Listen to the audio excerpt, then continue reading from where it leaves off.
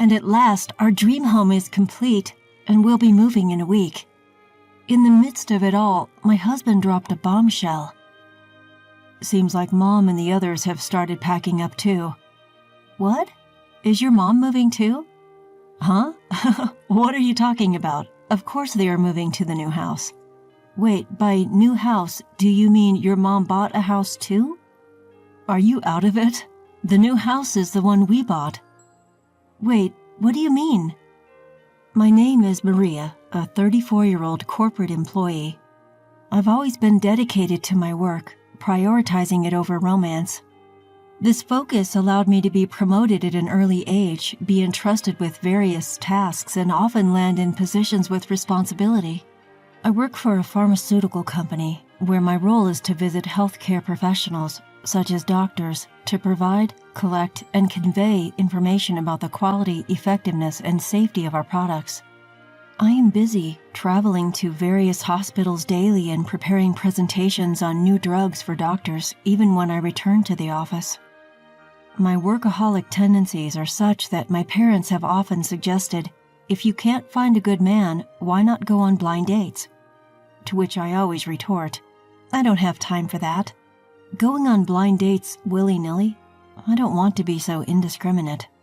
However, I've started to wonder if I should continue my life as a single woman. My friends are getting married one by one, and my close friend who used to say, let's enjoy our single life and travel a lot, is now a mother of 2. Although I still believe that marriage isn't everything in life, I'm starting to feel a sense of urgency about whether I should end my life without experiencing marriage. That's when I met Robert, who later became my husband. A friend, hearing about my concern, introduced me to him at a party she hosted. Robert, 5 years younger than me, was 29, apparently works as a web designer. Like me, he had prioritized his work and often ended up being dumped because he wasn't good at balancing work and love. I thought, he's just like me, and felt a strange kinship with him. We hit it off right away and began dating. He understood our work commitments, so we only met when our schedules allowed, which made the relationship very comfortable. He seemed very dedicated to his work and gave me a very serious impression, which made me think that I could marry him. His parents had also suggested to him that it's about time you should think about marriage, and had even brought up the subject of arranged marriages. This similarity in our circumstances made me feel that he was indeed the right person to marry. After about a year of dating, we got married. My parents were thrilled that I was getting married, and my mom even burst into tears. I believe she was genuinely happy because she cried so much, not just when we announced our marriage, but also during our wedding ceremony. This is how the married life of my husband and I started, but we immediately hit a wall. That was the presence of my in-laws. Since our house was about a 10-minute walk from my in-laws, we often got called over. It was always my mother-in-law who would call us, seemingly with the intention of badgering the daughter-in-law while meeting her son. My mother-in-law frequently made snide remarks toward me to the extent that my husband and father-in-law wouldn't notice, and she would often make me do household chores for no good reason. Maria, I have a backache. Could you do the cleaning for me? Okay. Great. Could you clean all the rooms and corridors on the first and second floor? Another person who troubled me was my sister-in-law. She had a sharp tongue to begin with and would openly insult me, regardless of whether my husband or father-in-law were around. Maria, you seem like such a plain and boring woman. My husband and father-in-law would scold her, but she just ignored them and did whatever she wanted. I want to eat something sweet, Maria. Go and buy it. Oh, perfect timing. Please also buy some ingredients for dinner while you're out. Though I wondered why I had to do these things, I initially thought it was better not to rebel against my in-laws, so I complied quietly. However, this only served to encourage my mother-in-law and sister-in-law. They started to harass me every chance they got.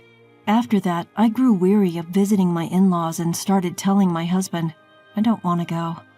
My husband said, well, I won't force you to come, but also expressed his dissatisfaction, saying, They're my family, so please try to get along with them. I could have gotten along with them if my mother-in-law and sister-in-law had been kind.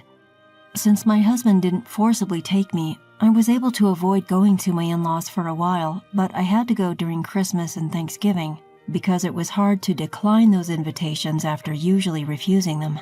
However, when I showed up at my in-laws, my mother-in-law and sister-in-law treated me as if they'd gotten a new toy to play with. I only have to see them once or twice a year, so I just have to endure this, I would tell myself, to get through these visits.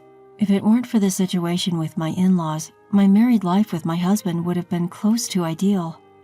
He knew I loved my job, so he let me do overtime whenever I wanted, and we shared household chores. I was truly grateful that he was understanding about my work. My husband also supported my dream, that is, to build my own home. This has been a dream of mine since I was a child. Well, even though my husband is supportive, I decided to build the house using only money I saved by myself, so there's no financial help from him. So rather than support, it's more like he's understanding of the situation. The funds for my dream house have been mostly saved from part-time jobs since my student days.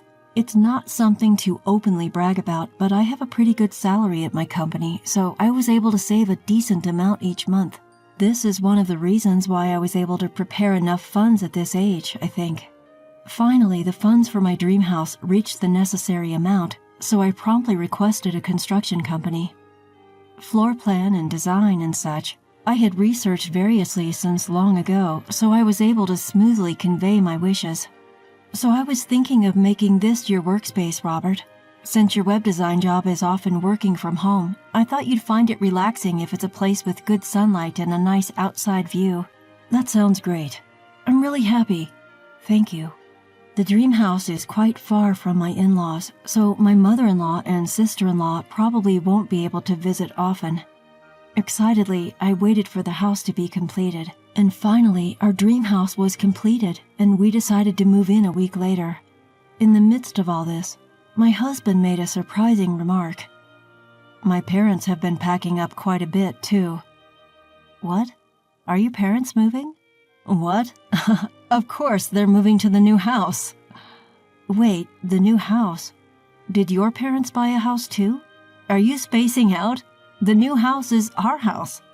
What? What do you mean? Why are your parents moving into my house?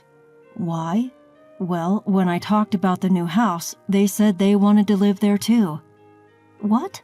Why did you decide something like that on your own? I can't believe this. What's the matter? Is that bad? Of course it is. My dream was to build and live in my ideal home. Why do I have to be interrupted by your parents? Interrupted? They're my family. You may not have noticed, but I've been bullied by your mother and sister. I can't live with them. Even after I said this much, my husband did not understand and said something unbelievable. Enough. Stop being so selfish. What? My mom and sis were saying this. They said they were troubled by your bad attitude. They said they just wanted you to be a good wife. You took their side? You believed them? Enough. You really don't listen, do you? You're older but act like a child. Anyway, I'm giving our new house to my parents. If you resist, yeah, we'll get a divorce. What? Yes, I'm serious. I'm going to visit my parents' house today. You should stay alone and cool down your head. Reflect on your actions. And saying that, my husband went to his parents' house. I felt my love for my husband cool down in an instant. After all, he was a child born of that mother. Perhaps his self-centered nature was fundamentally the same. The next day, my husband returned home with a smug look on his face. Have you reflected yet? What am I supposed to reflect on? Are you sure of your words? Here are the divorce papers.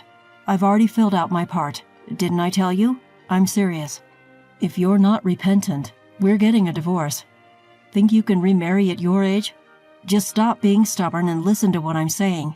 Even my parents said they'd forgive you. I understand. Good girl.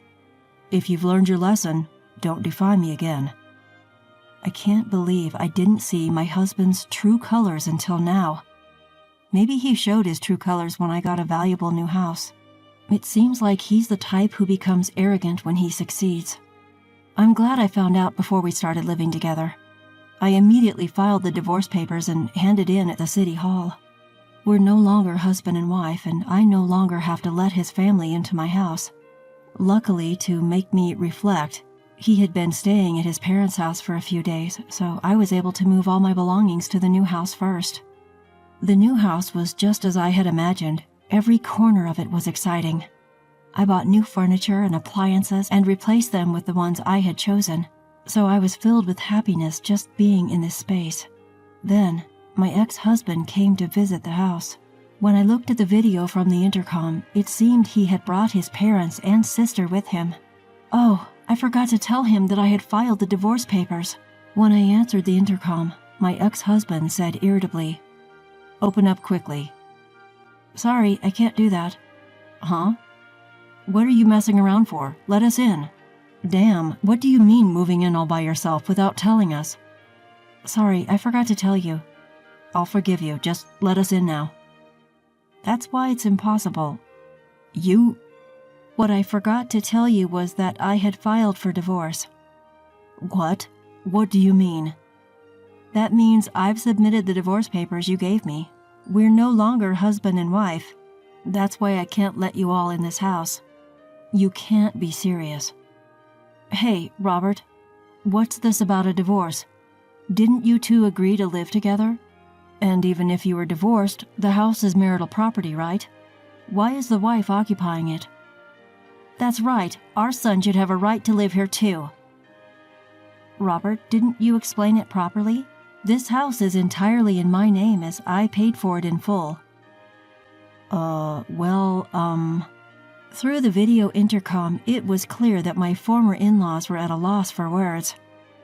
"Hey, Robert, you always said come to our house. What's going on?" Anyway, that's the situation. Can you please leave now?" "Don't joke around. Why do we have to listen to you? If you continue to linger, I'll call the police." The police?" Upon hearing the words, police, Robert's family were completely taken aback.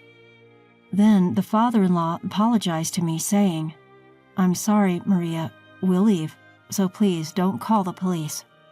And they left in their car. As for the ex-husband and his family, it seems they met a miserable end. The father-in-law, having learned about how I was being bullied by his wife and daughter, divorced his wife in disbelief and cut ties with both his son and daughter.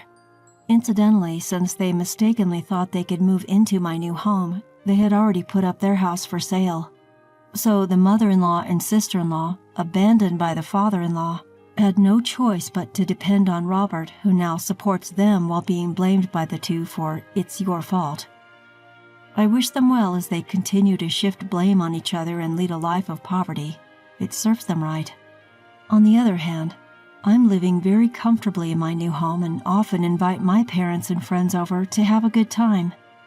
While I do want to experience love again, now that I have my own house, I intend to be more careful in choosing a partner so that I don't fall for the wrong person again.